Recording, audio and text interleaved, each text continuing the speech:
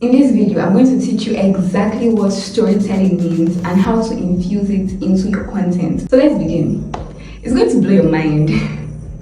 But storytelling means telling stories. Okay.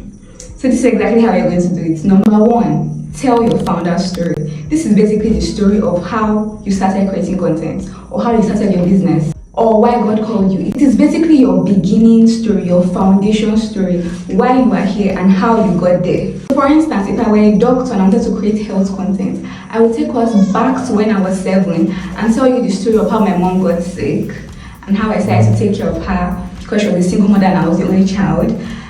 And doing that, I found out that I had a innate desire to just help people and treat people. That's how I got into med school.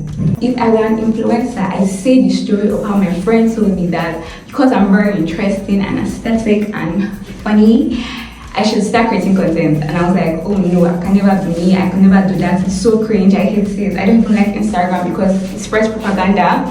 And I eventually couldn't stop thinking about creating content, and that's how I started creating content.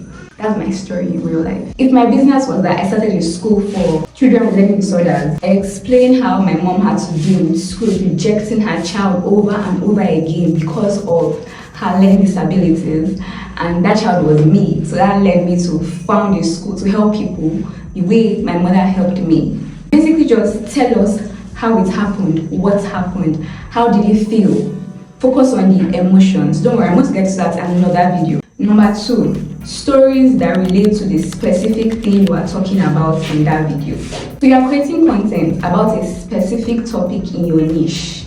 Ideally, that means you have previous knowledge or previous experience about that niche, about that topic. So tell a story about something that you've experienced or something that you've witnessed. For example, if your niche is programming and you want to talk about debugging a code you wrote, you can tell a story about how you were going to miss a deadline like 4 weeks ago because there was a bug in your code, and how you had to spend 20 hours revising that code, got some help from a friend, and how you were able to meet the deadline just in time.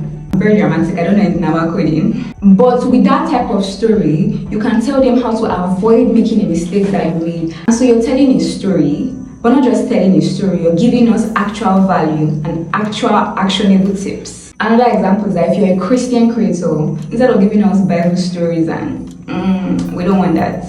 If you want to talk about forgiveness, you can tell us a story about how, vulnerable content coming. But how you have daddy issues and you ended up forgiving your dad. It's getting a little bit. When you tell people about your relationship with your father, in your video, that is vulnerable and that is a story that people can deeply resonate with. I can give you so many examples of this because literally this will be the majority of the stories you will tell in your content. Because for your founder story, you have just one. Your business has one start and your content creation has one beginning. But you have literally a whole line of experiences all your life. You can pull out different stories and different examples and different scenarios for every single piece of content. Yes, every single thing you want to teach can have a story. You have lived the whole life, so of course you have millions of stories to pull from. Don't mess with me. Okay, let me just stop here. I know some of you will say, I don't have personal experience, I don't have physical story. My life is boring, everything is great for me, everything is all smooth, I don't have stories to tell. Okay, calm down. For that, I have one thing to tell you. It's not possible. It's not possible that you don't have stories to tell. Everybody has a story. Today, I went to the market to buy some balloons and oh God, I entered the worst possible store ever. No, that guy, there were demons in that shop. I just knew. I don't know how to explain, but I just knew that I should not have been there. Like, everybody has experiences and so everybody has stories that they can pull from. You can literally use anything as an analogy to any other thing. Or maybe you do have stories, but you're shy, or you're afraid of being vulnerable, or you're afraid of calling out people's names in your content. You can just scrap out their names, right? Or you can use fake names, or you can change the details. You're afraid of telling your story because of another person. Just know that it is your story. You witnessed it, you experienced it, and you have every right to tell it.